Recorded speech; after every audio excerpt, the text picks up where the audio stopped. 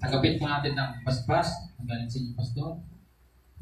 Amang Diyos na banal, na pinas lahat, inirelease ko po ang masaganang pagpapala sa inyong mga anak na ito. Tanggapin po nila ang kapayapaang nagmumula sa inyo. Salamat po, ingatan niyo po sila, pagpalagi na naman po ang kanilang gawin. Salamat po, ito po ang salamat sa pangalan ni Jesus.